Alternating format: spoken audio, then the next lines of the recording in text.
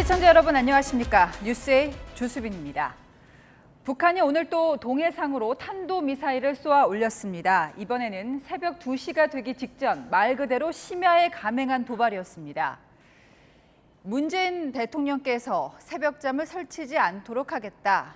2018년 북한 김정은 위원장이 했다는 말이죠. 물론 이 약속은 바로 그 다음 해에 보란듯이 깨졌습니다. 결국 북한은 핵 포기 없이 우리 군과 한미 동맹을 최대한 시험하면서 도발을 이어가는 제자리로 돌아갔습니다. 먼저 권갑구 기자입니다. 오늘 새벽 1시 48분부터 1시 58분 사이 북한이 단거리 탄도미사일 2발을 쐈습니다. 강원도 문천시 일대에서 동해상으로 쏜 미사일은 최고 고도 90km까지 속도 마하 5 정도로 치솟아 350km를 날아갔습니다. 재원 등을 따져볼 때 초대형 방사포 KN-25로 추정됩니다. 올 들어 탄도미사일로만 23차례 도발이자 지난 보름 사이에만 벌써 7번째 무력 시입니다. 지난 4일에는 역대 최장거리인 4,500km를 날려보내며 미국과 일본까지 긴장시켰습니다. 특히 이번처럼 심야 시간대 미사일 발사는 지난 2019년 8월 이후 3년 2개월 만입니다. 과거와 다른 이례적인 군사 도발로 기습과 충격 효과를 더 높이려는 의도로 생각이 됩니다. 새로운 패턴을 앞세운 능력 과시로 평가됩니다. 항공모함이 들어와도 자신들은 두렵지 않다. 자신들은 과감하게 대응할 능력이 있다. 이것을 상당 부분 가시하려고. 우리와 13시간의 시차를 둔 미국의 공휴일 낮 시간대를 노려 대미 협상력을 높이려 한 것이라는 분석도 나옵니다. 합참은 북한의 추가 도발에 대비해 한미 정보 자산으로 관련 동향을 추적 감시하며 확고한 대비 태세를 유지 중이라고 밝혔습니다. 채널A 뉴스 권갑구입니다. 네, 대통령실도 바쁘게 움직였습니다. 오늘 오전 NSC 회의를 열고 대응 방안을 내놨는데요. 우리 군과 미군이 보유한 핵 억지 자산들을 순차적으로 아니면 아예 한꺼번에 과시하는 방안을 검토 중입니다. 먼저 북한이 물러서지 않는 이상 우리도 물러서지 않겠다는 거죠. 조영민 기자입니다. 대통령실은 김성한 국가안보실장 주재 NSC 상임위원회를 열어 북한에 경고를 했습니다. NSC는 북한의 도발이 오히려 체제를 더욱 불안하게 할 것이라며 미국 전략자산의 전개를 포함한 대북 억제력을 더욱 강화해 나가기로 했다고 밝혔습니다. 우선 한미 전략자산의 위력을 순차적으로 과시하는 방안이 검토 중입니다. 죽음의 백조라 불리는 B-1B 랜서 등 미 전략 폭격기를 무장시켜 북한 측 공해에 띄울 수 있습니다. 현무2 등 탄도미사일로 대응 발사를 하는데 발사거리를 북한 전역을 커버할 수 있을 만큼 늘리는 방안도 거론되고 있습니다. 전략자산의 위력을 공개해 북한이 핵을 사용할 경우 북한이 초토화될 수 있다는 메시지를 주는 것이 핵 억제에 유용하다는 판단입니다. 전략자산 전개와 미사일 발사거리 확대를 포함해 정밀 타격 능력 과시까지 여러 방안을 한꺼번에 쏟아내는 이른바 통합 대응 방안도 검토 중인데 북한이 핵실험을 재개할 때 사용될 가능성이 큽니다. 윤석열 대통령도 총체적 확장 억제를 주문했습니다. 도발 의지 자체를 사전에 억제할 수 있는 종합적인 대응 전략, 즉 총체적인 확장 억제 대응 조치로 이뤄져야 한다는 윤 대통령의 발언은 한미 지휘부의 전략적인 공감대를 형성하고 있습니다. 대통령실은 북한의 미래는 북한의 선택에 달려 있다며 비핵화를 전제로 경제 지원을 약속한 윤 대통령의 담대한 구상에 북한이 호응할 것을 주문하기도 했습니다. 채널A 뉴스 조영민입니다. 한미일 연합훈련은 극단적인 친일 행위다. 이재명 민주당 대표 이 발언을 놓고 정치권은 주말도 없이 설전을 이어가고 있습니다. 먼저 김유빈 기자가 보도합니다. 대한민국의 군사 안보를 지키는 것이 아니라 일본의 군사 이익을 지켜주는 행위라고 생각이 됩니다. 그야말로 극단적 친일 행위다.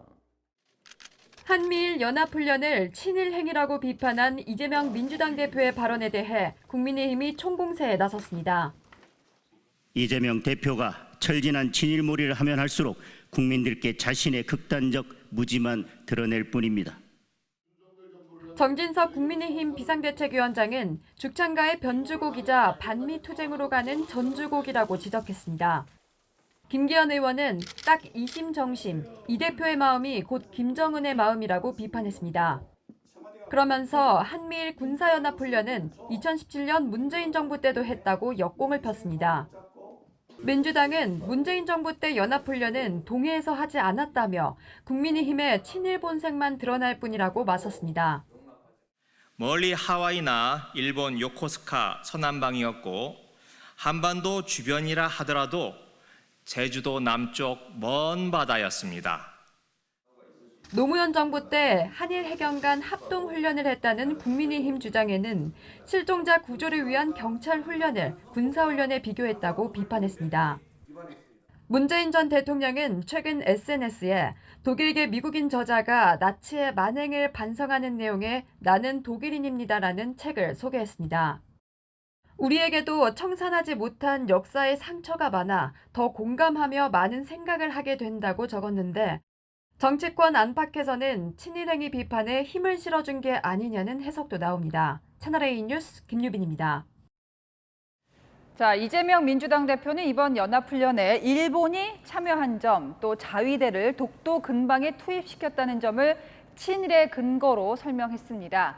그렇다면 이 대표 말대로 정말 일본과 훈련한 게 그렇게 이례적인 건지, 또 독도와 관련해서는 어떻게 봐야 하는 건지 궁금해지는데요. 저희가 최대한 객관적으로 팩트만 따져보겠습니다. 김윤수 기자입니다. 정치권의 친일 국방 논란에 국방부는 말을 아끼고 있습니다. 정치적 공세에 대해 공식 입장을 내는 게 적절치 않다는 판단에 섭니다.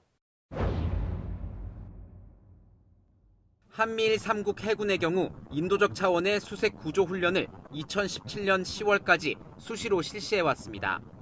미사일 탐지 추적 훈련은 2016년과 2017년에 모두 6차례 실시했는데 북한이 쏜 미사일이 일본 상공을 넘어 태평양까지 날아간 2017년 8월과 9월 이후 2차례 훈련은 문재인 정부 시절에 이뤄졌습니다.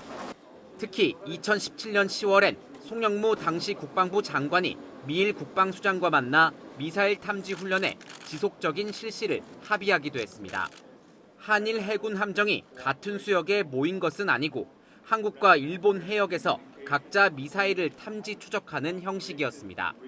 한미일 대잠훈련은 2017년 4월 처음 실시된 후 지난달 5년 만에 동해상에서 재개됐습니다.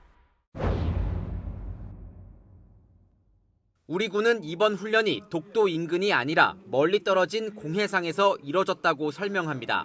군은 오히려 일본 본토와 더 가까운 곳에서 훈련했다며 일본의 독도 영유권 주장과는 관련이 없다는 입장입니다. 독도와는 185km 떨어져 있었고 그다음에 일본 본토와는 120km 떨어져 있는 곳을 제가 알고 있습니다. 한국 해군과 일본 해상자위대 함대가 독도 해상에서 처음 연합훈련을 한 건 2009년 7월입니다. 독도 동남방 80km 해상에서 수색 구조 훈련을 했습니다. 이후 한일 연합훈련은 주로 제주도 남방 해역 등지에서 실시한 경우가 많았습니다. 채널A 뉴스 김윤수입니다. 미국이 중국의 반도체 수출을 통제하겠다고 나선 상황에서 우리 기업들의 운명은 어떻게 될까가 걱정이었죠. 현재 삼성은 중국 시안과 수저우에, 또 SK하이닉스는 우시, 다롄에 반도체 공장이 있습니다. 저희 취재 결과 한국 기업이 받는 규제 영향은 최소화하겠다. 일단 미국 정부가 사전에 알려왔던 것으로 확인됐습니다. 정한희 기자입니다. 반도체 장비 수출 통제에 나선 미국 정부가 중국에서 반도체를 만드는 우리 기업에 대해선 피해가 최소화되도록 하겠다는 뜻을 우리 정부에 전달한 것으로 알려졌습니다. 정부 고위 관계자는 중국 내 한국 기업에 대한 불이익은 없을 것 같다며 미국 정부의 동맹국에 대한 배려라고 설명했습니다. 조 바이든 미국 대통령이 한국 기업에 대한 개별 심사를 언급했는데 이 개별 심사에서 일종의 편의를 봐주겠다는 취지입니다. 또 장비 수입에 있어서도 장비 건별 심사가 아닌 사업별 패키지 심사를 통해 대량의 장비를 한 번의 심사로 들여올 수 있게 하는 방안도 검토 중입니다. 심사 지연을 줄여 우리 기업의 반도체 생산에 차질이 없도록 하겠다는 겁니다. 한미 양국은 그제 미국 정부의 발표에 앞서 이미 이 같은 내용을 공유한 것으로 전해졌습니다. 중국은 반발하고 있습니다. 美方将科技和经贸问题政治化、工具化、武器化，阻挡不了中国发展，只会封锁自己，反噬自身。 인플레이션 감축법에 이어 반도체 수출 통제까지 우리의 우려를 동맹국 미국이 실질적으로 어떻게 해소할지 주목됩니다. 채널A 뉴스 정한입니다. 네, 전해드린 대로 미국이 한국에는 심사를 완화해준다면 급한 불은 끈 셈이지만요. 그렇다고 우리 기업들의 고민이 다 끝난 건 아닙니다. 미국 정부는 이제 중국 대신에 미국 본토에서 공장을 지어라 압박을 하고 있는데요. 또 우리로서는 최대 소비자인 중국의 눈치를 어떻게 안 보겠습니까? 이어서 강유현 기자입니다. 미국이 대중국 수출 통제를 하는 첨단 반도체 기술의 기준은 D램의 경우 18나노미터 이하, 낸드 플래시 128단 이상입니다. 현재 삼성전자는 시안에서 낸드 플래시, 수저우서 패키징, SK 하이닉스는 우시에서 D램, 다롄에서 낸드 플래시를 만들고 있는데 딱 그 경계에 걸쳐 있습니다. 일단 미국이 한국에 대해선 심사 완화 등 피해 최소화를 약속해 공장 폐쇄나 가동 차질 같은 최악은 피했지만 걱정이 태산입니다. 패키지로라도 승인 절차를 밟겠다는 자체가 아무래도 어떤 규제 대상에 포함이 되는 부분이라고 저는 생각합니다. 미국이 우리 편의를 봐준다지만 반도체에 있어 중국 싹을 자르겠다는 의지가 워낙 확고하기 때문입니다. China is trying to move ahead of us in manufacturing them. This is about economic security, folks. It's about national security. 삼성이나 SK 입장에선 현상 유지는 하겠지만 앞으로 중국 공장 추가 증설이나 첨단화는 쉽지 않은 상황. 실제 반도체 장비 빅4 중 2곳은 미국 기업이고 나머지 2곳도 미국과 보조를 맞추고 있습니다. 앞으로 최첨단 공정은 한국과 미국 공장에서, 일정 기술 이하 범용 제품은 중국에서 만드는 이원 체제로 갈 가능성이 큽니다. 관건은 중국의 반발입니다. 현재 삼성전자와 SK 하이닉스 반도체 매출의 40%가량은 중국에서 나오고 있습니다. 하지만 반도체는 한국 의존도가 큰 데다 섣부른 경제 보복은 오히려 미국 주도 칩4 동맹에 힘을 실어줄 수 있어 중국도 강하게 나오진 못할 것이라는 관측이 나옵니다. 채널A 뉴스 강유현입니다.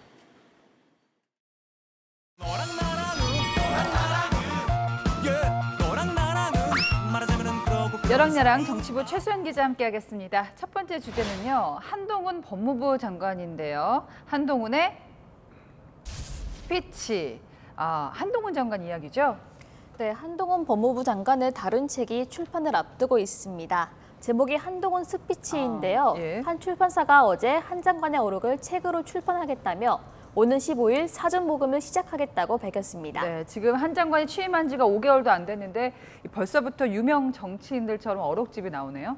네, 한 장관이 민주당과의 설전으로 연일 화제가 되고 있는 만큼 대중의 관심도 높은 것으로 보입니다. 출판사는 출판의 의미를 한동훈 장관은 좌우와 중도를 넘어 공감대를 형성하고 있다면서 이제는 귀가 아닌 눈으로 확인할 때라고 설명했습니다. 곱씹어볼 어록들이 많다는 뜻일 텐데 책이 꼽은 한 장관의 어록 어떤 게 꼽혔습니까? 네, 아직 책 전문은 공개되기 전인데요. 다만 출판사는 한 장관의 사이다 발언이라며 이런 사례들을 소개했습니다. 할 일을 제대로 하는 검찰을 두려워해야 할 것은 오직 범죄자뿐입니다. 소신을 가지고 정당한 업무 수행을 한 공직자를 부당한 외풍으로부터 지켜내겠습니다. 김건희 여사 사건에 대해서만 수사지휘를 하라고 말씀하시는 거는 좀 너무 정파적인 접근 같습니다. 그렇게 따지면 제가 이재명 사건에 대해서 이렇게 하라고 지휘해도 되겠습니까? 네, 이제 연결돼서 이번 국정감사에서도 한 장관 발언 하나하나가 화제가 됐잖아요. 네, 그래서인지 정치권에서는 한 장관의 의지와는 별개로 한동훈 출마설이 흘러나오고 있습니다. 대통령께 정무적인 보좌 역할도 하시나요? 그럴 만한 이 능력이 안 돼서 그러고 있지 않습니다. 혹시 출마할 계획을 가지고 계신가요? 지금 여기서 왜 그런 말씀 드려야 될지 모르겠습니다만 지금 현재 그런 생각이 없습니다. 그럼 길게 생각할 건 뭐예요? 총선 2년 후에 출마한다는 이야기지. 한 장관과 고민정 민주당 의원의 설전을 담은 영상은 조회수가 700만 회를 넘었습니다. 한 장관이 말을 할수록 여야 갈등만 더 커진다는 얘기도 나오는데요. 갈등을 일으키는 말보다는 협치를 이끌어내는 말을 기대해 봅니다. 자, 두 번째 주제 보겠습니다. 한글날의 품격입니다. 오늘 한글날이잖아요. 정치권에서 오가는 말을 들어보면은 참 한글의 의미가 무색합니다. 네, 오늘은 576번째 한글날입니다. 세종대왕께서 우리의 말을 누구나 쉽게 기록할 수 있게 한글을 만드셨는데요. 정치권에서는 이 한글이 정치인들의 막말 기록용으로 쓰이고 있습니다. 근무 시간 중에 도망쳐 나와서 딴 데서 땀 뻘뻘거리 하다가 사고를 당해 죽은 경우도 똑같이 이게 마치 공상으로 인정하자는 것과 마찬가지. 너무 자리에 연연하고 불쌍하다고 혹시 그런 이야기 들어보셨어요?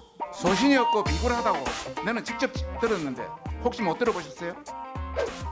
이든지 저든지 옮겨가는 사는 쁘쁘기예요? 차라리 혀 깨물고 죽 지고 뭐하러 그런 짓 합니까? 네, 선택한 어휘도 그렇지만 이제 톤, 어떻게 얘기를 하느냐 이것도 중요할 텐데 고성이 오가는 모습도 많이 보이잖아요. 네, 여야 의원들의 질의 과정에서도 고성이 오갔습니다. 불타오르네.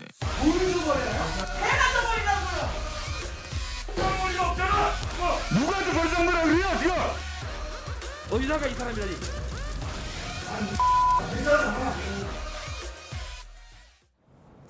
네, 어쨌든 한글날을 맞아서 여야가 논평을 냈습니다. 어떤 내용입니까? 네, 국민의힘은 세종대왕의 애민 정신을 기억하며 민생 회복에 최선을 다하겠다고 각오를 밝혔습니다. 더불어민주당은 정상회교에 나선 대통령이 비속어를 쓰고 대통령의 핵심 측근은 막말을 했다며 비속어 논란을 이어갔습니다. 정치권의 막말로 국민의 눈살을 찌푸리게 하는데요. 전 세계 찬사를 받는 아름다운 한글. 정치권에서도 아름다운 한글의 모습 그대로 네. 기록되길 바랍니다. 예, 지금까지 여랑야랑이었습니다. 네, 다음 뉴스입니다. 축제가 끝나고 희망은 절망으로 바뀌었다. 이런 말이 절로 나오는 현장 보시겠습니다. 서울 한강공원에서 3년 만에 펼쳐진 세계 불꽃 축제 얘긴데요. 다시 찾은 희망이라는 뭉클한 주제로 열렸지만 100만 명이 몰려서 50톤 넘는 쓰레기가 나왔습니다. 최승현 기자입니다. 폭죽음이 울려 퍼지며 형형색색의 불꽃이 가을 밤하늘을 수놓습니다. 별빛이 내리듯 쏟아지는 불꽃에 저절로 탄성이 흘러나옵니다. 한강공원이 불꽃축제를 보러 온 가족과 연인들로 빼곡하게 찼습니다. 어제 행사장을 찾은 시민은 약 100만 명. 우리나라와 일본, 이탈리아 등 세계 공연팀이 쏘아올린 불꽃에 시민들의 감동도 절정에 이르렀습니다. 5시부터 공연을 봤고요. 아이랑 와서 분위기가 너무 좋았어요. 하지만 축제가 끝난 행사장의 모습에 눈살을 찌푸린 시민들이 적지 않았습니다. 잔디밭에는 먹다 남은 맥주캔과 과자 봉지들이 뒹굴고 쓰레기 더미 사이에는 분류되지 않은 음식물이 뒤섞여 있습니다. 자기가 만든 쓰레기를 자기가 버리지 않고 약간 바닥에 냅두고 가는 모습을 보니까 약간 무책임하다는 생각이 들었어요. 대학생 봉사단체에선 쓰레기 봉투를 나눠주며 함께 쓰레기를 줍자는 캠페인을 벌이기도 했습니다. 시민분께서도 저희 쓰레기 봉투 나눠드리는 거를 인식하시고 쓰레기장에 버려주셔서 정말 저희도 뿌듯하고 감사드립니다. 주최 측에서도 2,000명의 봉사자를 투입했지만 일대 혼란은 여전했습니다. 길거리에 있다 보니까 또 이제 봉사자님들이 많이 주우시더라고요. 좀 누구는 버리고 누구는 치우는 게 조금 안타깝더라고요. 이렇게 축제가 진행된 어제 오후부터 새벽까지 나온 쓰레기는 모두 54톤. 평소 주말 대비 8배에 가까운 양입니다. 갓길 주정차와 도로변 서행으로 인근 교통 혼란도 극심했습니다. 여의도 일대 불법 주정차 단속은 평소보다 20배 많은 426건으로 집계됐습니다. 인파가 한꺼번에 몰리면서 13명이 다쳐 병원으로 이송됐고 55명은 현장에서 응급치료를 받았습니다. 채널A 뉴스 최승현입니다. 이번에 시청자 제보로 만든 뉴스입니다. 터전을 잃은 멧돼지는 점점 더 가까이 사람 사는 곳으로 내려올 수밖에 없습니다. 어제 새벽에는 서울 한복판이었는데요. 바로 옆이 주택가고 주변에 대학도 있습니다. 사람을 피하기는커녕 추격까지 했는데 이렇게 위험에 빠지면 어떻게 대처해야 할지도 알아봤습니다. 전민영 기자입니다. 서울 홍제천 인근에 있는 주차장. 차량 사이로 검은색 동물이 꼬리를 흔들며 움직입니다. 멧돼지입니다. 바로 이때 주민 한 명이 맞은편에서 걸어옵니다. 멧돼지를 발견하고는 뒤를 돌아 필사적으로 도망갑니다. 멧돼지 역시 주민을 추격하기 시작합니다. 주민은 마을버스 옆 좁은 틈으로 겨우 대피합니다. 홍제천에서 멧돼지가 목격된 건 어제 새벽 1시쯤. 이제 멧돼지가 보고 이제 쫓아가가지고 그분은 여기 주민이시래요. 네, 그래서 많이 놀랐다고 하셨고 쓰던 분은 이쪽으로 잠깐 대피를 하셨던 것 같아요. 멧돼지가 목격된 장소는 주택가 바로 옆이었습니다. 집에 가는 중이었고요. 무서웠죠. 여기서는 저녁에 혼자 다니기 조금 무서울 것 같아요. 멧돼지 출몰 소식에 주민들은 불안합니다. 멧돼지들이 지렁이를 먹는지 뭘 먹는지 이렇게 많이 이제 땅을 헤집어 놓은 자국들이 있어요. 그럼 이게 내려왔구나 조심해야죠. 목격자 신고로 구조대원들이 출동했지만 멧돼지가 사라진 뒤였습니다. 10월은 도심의 멧돼지가 가장 많이 출몰하는 때입니다. 엽사와 등산객을 피해 기존 서식지를 벗어나는 데다 교미 시기를 앞두고 활동 반경을 넓히기 때문입니다. 사람들이 산에 들어가는 것도 그러니까 돼지 입장에서는 되게 서식지에 대한 교란이 되게 심해요. 밖으로 튀어나오게 되는 원인 중에 하나가 되죠. 전문가는 도심에서 멧돼지를 발견할 경우 이미 한껏 흥분된 상태인 만큼 소리를 지르거나 과격한 행동을 하지 말라고 조언합니다. 또 몸을 웅크리고 최대한 눈에 안 띄게 대피해야 한다고 당부했습니다. 채널A 뉴스 전민영입니다. 산비탈을 깎아 만든 태양광 설비가 몇 년 새 부쩍 늘었는데 강원도가 집중 점검에 나서기로 했습니다. 지난 8월 70대 주민 목숨을 앗아간 산사태의 원인으로 이 태양광 시설이 지목됐기 때문이죠. 강경모 기자가 현장 취재했습니다. 횡성의 한 시골 마을. 옥수수밭 뒤로 주택 지붕이 보입니다. 갑자기 토사가 쏟아져 내리더니 하얀 물보라가 일어납니다. 물보라가 거치자 주택 지붕이 온데간데 없이 사라졌습니다. 집중호우로 산비탈이 무너져 내리면서 주택을 덮친 겁니다. 이 사고로 집안에 있던 70대 남성이 숨졌습니다. 당시 마을 주민들은 산 위쪽에 설치된 태양광 시설을 산사태 원인으로 지목했습니다. 여기 주택 하루 머리 위에다가 저걸 한다는 게 말이나 됩니까? 사고 나기 전에도 비만 오면은 토사가 이만큼씩 쌓였어요. 산림청도 이 태양광 발전 시설을 산사태 주된 원인으로 꼽았습니다. 하루 만에 270mm 넘게 내린 비가 태양광 패널을 타고 한쪽 경사면으로 몰렸고 결국 약해진 집안이 하중을 이기지 못했다는 겁니다. 배수로도 토사에 막혀 제 역할을 하지 못한 걸로 봤습니다. 차량은 집터에 그대로 파묻혀 있고 냉장고도 망가진 채로 널브러져 있는데요. 산사태가 난 지 2달이 지났는데도 피해 흔적은 고스란히 남아 있습니다. 제대로 보상하고 제대로 원상복구 해야죠. 저쪽 골짜기는 무너졌잖아요. 이쪽도 무너질 수 있다는 얘기죠. 이 태양광은 또 어떤 방법으로든 조치가 취해져야 돼요. 강원도는 오늘 25일까지 현재 공사 중인 태양광 발전시설 80곳에 대해 재해가 우려되는 임야를 활용한 시설에 해당하는지 집중적으로 살펴볼 계획입니다. 또 축사 등을 짓겠다고 한 뒤 태양광 시설로 활용하는 사례도 점검합니다. 채널A 뉴스 강경모입니다. 네, 낙동강변 한적한 마을에 이런 아파트 10층 높이 쓰레기산이 쌓여 있었던 적이 있습니다. 미국 CNN이 대대적으로 보도하는 국제적 망신을 당하고서야 지자체가 부랴부랴 치웠습니다만 아까운 세금이 300억 원이나 들어갔습니다. 문제는 이렇게 양심 없는 사람들이 한둘이 아니라는 겁니다. 자, 왜들 이러는 걸까요? 현장 카메라 신선미 기자입니다. 충북 진천의 한 마을에 나와 있습니다. 제 뒤로 거대한 철제 펜스가 보이는데요. 안에는 2만 톤 넘는 쓰레기가 수년째 방치돼 있습니다. 이처럼 쓰레기 문제 처리를 두고 고민 중인 곳이 한두 곳이 아닌데요. 현장으로 가보겠습니다. 사람 키를 훌쩍 넘긴 쓰레기 더미. 윗부분엔 풀이 무성하게 자랐습니다. 군데군데 보이는 쓰레기만 없으면 알아채지 못할 정도입니다. 5년 전 한 업체가 재활용 처리장을 만들겠다며 허가를 받았는데 잘 처리하지 않고 쌓아놓으면서 벌어진 일입니다. 주민들은 쓰레기를 가득 실은 대형 트럭들이 드나드는 게 수상해 사진까지 찍어놨습니다. 아마 밤늦은 시간에 작업을 했다라는 생각이 들어요. 딱 봐도 이상해서 찍어놓으셨던 거예요? 그렇죠. 폐기물에서 나온 침출수와 악취로 마을은 몸살을 앓고 있습니다. 상당히 그 빨간 물도 엄청 많이 내려와요. 농경지라든가 이렇게 많은 피해가 지금 가고 있습니다. 쓰레기를 언제 치울지는 기약이 없습니다. 토지가 경매에 붙여져 주인이 바뀌면서 진천구는 새로운 토지주와 폐기물 처리 문제를 두고 송사 중입니다.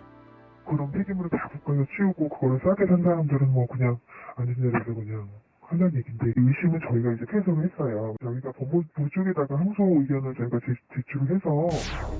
논밭 한가운데 자갈투성이 부지가 보입니다. 조금만 파봐도 녹슨 철근에 찢어진 천까지 잡동사니들이 쏟아져 나옵니다. 올 초 토사업체가 좋은 흙을 준다며 농민들을 속인 뒤 갖다 버린 겁니다. 제가 서 있는 이곳은 원래 콩밭이었는데요. 성인 키를 훌쩍 넘는 높이로 건축 폐기물 골재가 쌓여 쓰레기 언덕이 만들어졌습니다.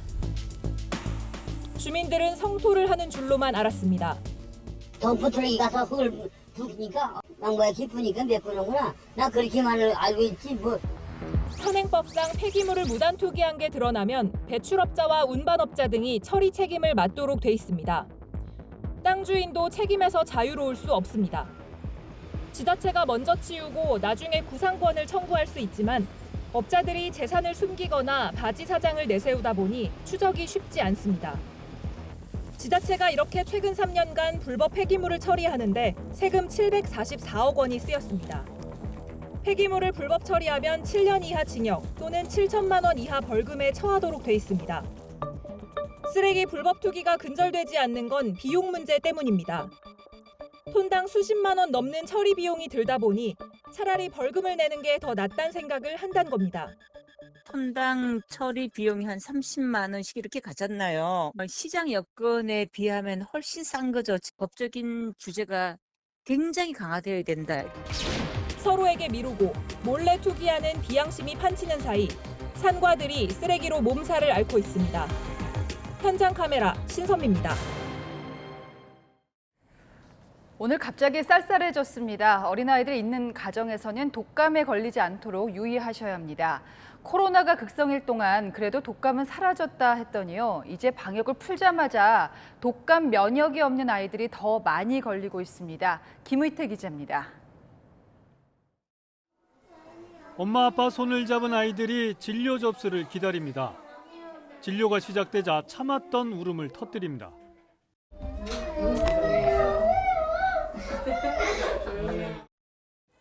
일요일 오후지만 소아과 병원은 북새통이었습니다. 갑자기 날씨가 추워져서 아기가 감기가 걸려서 지금 이제 감기약 먹고 있는데 계속 경과 보고 다니고 있어요. 지금 독감이 유행이라서 좀 걱정도 되고 코로나가 같이 있기 때문에 더 걱정돼서 빨리 접종하러 병원에 오게 됐어요. 지난달 25일에서 이달 1일까지 독감 증상을 보이는 의사 환자는 외래 환자 1000명당 7.1명을 기록해 전주보다 45% 늘었습니다. 특히 1살에서 6살 영유아들은 12.1명을 기록해 유행 기준보다 2.5배 많습니다. 코로나 대유행 속에 최근 2년간 독감이 유행하지 않아 영유아들이 관련 면역력이 없기 때문으로 분석됩니다. 코로나는 생각보다는 인후통이랑 열이 좀 많이 나시는 분들은 많지는 않은 것 같아요. 근데 독감 같은 경우에는 목은 좀 아픈데 열이 보통 38.5도 이상 고열이 나는 경우가 많은 것 같습니다. 독감이 예년보다 이른 가을철에 빠르게 확산되면서 방역당국은 코로나19와 동시 유행할 것을 여전히 우려하고 있습니다. 면역이 감소되는 겨울철 코로나가 다시 유행할 수도 있습니다. 환기와 손 씻기 등 일상에서 방역 수칙을 철저히 준수해 주시고 정부는 지난달 16일 독감 유행주의보를 발령하고 오는 11일부터는 오미크론 개량 백신 접종에 나섭니다. 채널A 뉴스 김희태입니다. 네, 몇 년간 전셋값이 하도 오르니까 전세 대출에 신용 대출까지 얹어야 겨우겨우 집 구한 분들이 있으시죠. 금리마저 오르니 울며 겨자 먹기로 월세마저 고민했는데 모레부터는 전세 대출 한도가 2억 더 늘어납니다. 안건우 기자입니다. 요즘 서울에선 전셋집도 대출 없이 들어가면 금수저란 말이 나옵니다. 보증금 5억대였던 게 지금은 7억 원에 육박하는 수준, 2년 만에 무려 30%나 올랐습니다. 평균 전셋값은 이렇게 올랐는데 7억 이하 서민 전세인 주택금융공사의 전세자금 보증한도는 최대 2억 원. 은행 전세대출은 이 보증한도까지만 가능해 잔금은 신용대출로 연끌해야 했는데 이자 부담이 만만치 않습니다. 금리 부담이 있죠, 당연히. 계속 올라갈 길밖에 없잖아요, 사실 지금요. 결국 정부가 모레 11일부터 전세대출을 이용하는 무주택 실수요자의 보증한도를 2배 늘립니다. 보증금 수도권 기준 7억 원, 지방 5억 원 이하라면 앞으로 최대 4억 원까지 전세대출을 받을 수 있는 겁니다. 주택금융공사에서 그 보증을 받게 되면은 아무래도 좀 금리가 싸집니다. 전세대출 보증한도를 이제 2억까지 했는데 이제 10월부터 이제 4억까지 올리겠다. 내돈 2억 원을 가진 무주택자가 대출 3억 원으로 전셋집을 구한다면 그전엔 상대적으로 고금리인 신용대출까지 합쳐 월 이자 부담이 110만 원을 넘어갔는데 이번 조치로 3억 원 전부 전세대출이 가능해지면서 매달 17만 원의 이자 부담이 줄어듭니다. 정부는 금리 인상에 따른 주거비 부담을 완화하기 위해 버팀목 전세자금 금리도 연말까지 동결할 계획입니다. 채널A 뉴스 안건우입니다.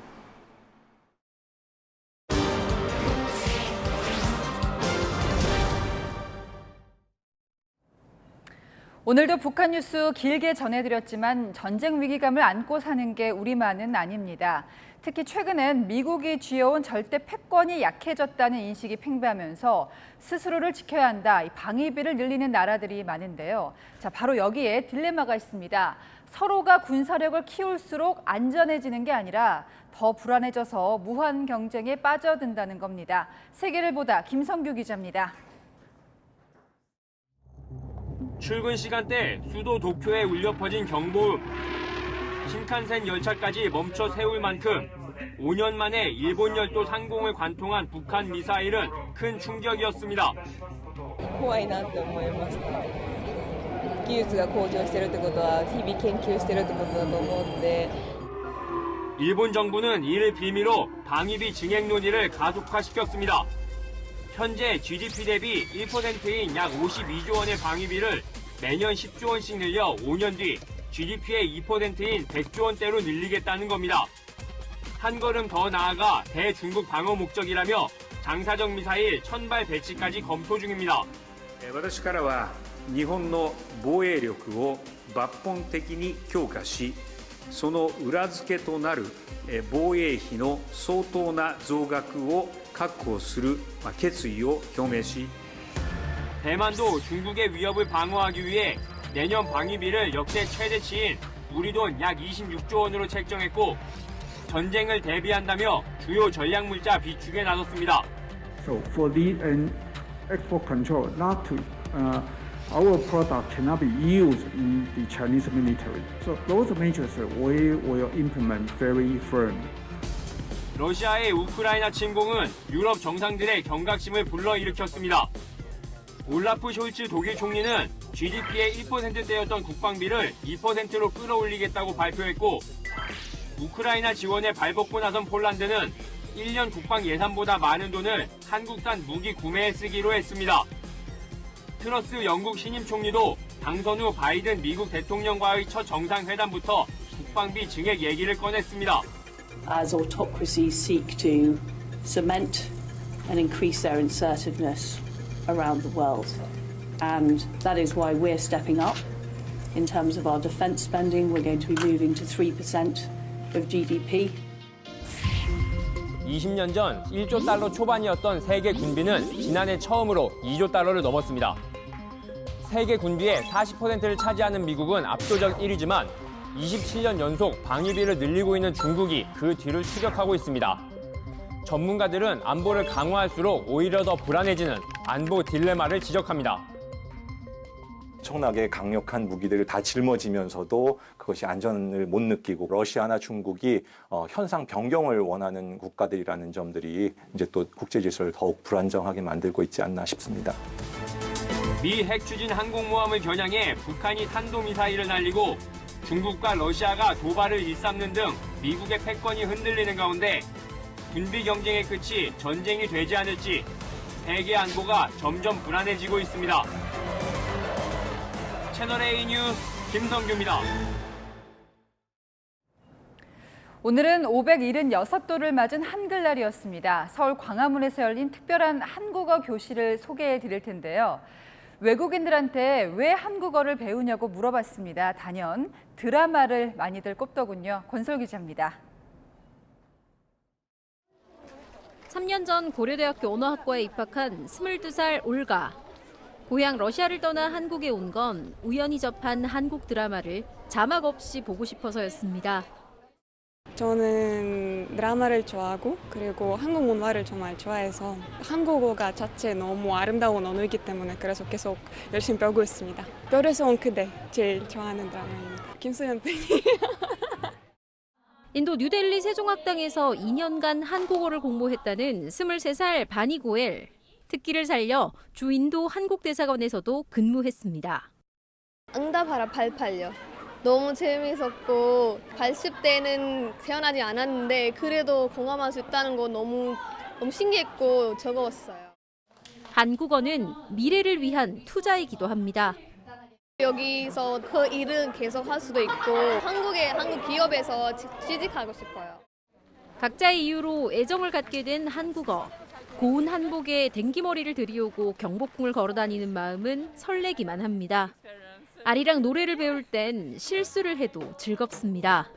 하지만 배우는 자세만큼은 누구보다 진지합니다. 아랍에미레이트나 대한민국에 아랍에미레이트에 올 때 저는 가이드도 해주고 싶고 경제, 역사 다 알리고 싶어서 한국말 이렇게 배웠던 것 같아요. 세종학당 집현전 한글학교에 초대된 특별한 손님들. 앞으로 3주간 매주 금요일마다 한국어와 한국 문화의 매력에 푹 빠지게 됩니다. 채널A 뉴스 권솔입니다. 시대가 많이 바뀌었는데 백조의 호수는 꼭 비극으로 끝나야만 할까요? 또 게임 속에 나오는 클래식 음악은 명곡의 품위를 해칠까요? 상식을 뒤집는 문학의 트렌드는 조현성 기자가 소개하겠습니다.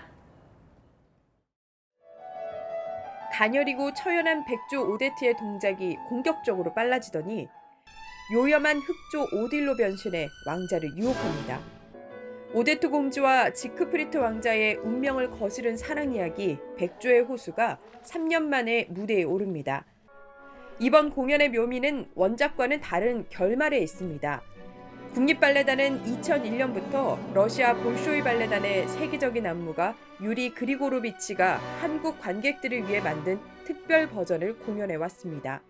피하고 이런 장면, 여기 날개 밑에 숨고 그렇지만 다시 극복을 해서 만나서 행복한 결말? 약간 이런 팔동작이나 표정이나 이런 제스처에서도 보여드리면 되게 극복의 메시지를 한국의 정서에 친근한 공연은 또 있습니다. 온라인 게임 강국다운 게임과 클래식의 만남입니다. 전사의 총격에 바이올린 선율이 깔리고 폭격에 맞서는 순간 오케스트라와 합창단의 결합이 웅장함을 더해줍니다. 게임 속 캐릭터가 숨을 거두는 순간이 현악기의 섬세한 선율로 표현됩니다. 미국의 작곡가이자 지휘자 앤디 브릭의 손길이 닿은 게임 음악입니다. 오케스트라 공연에 젊은 관객을 부르고자 게임과 클래식을 접목시킨 겁니다.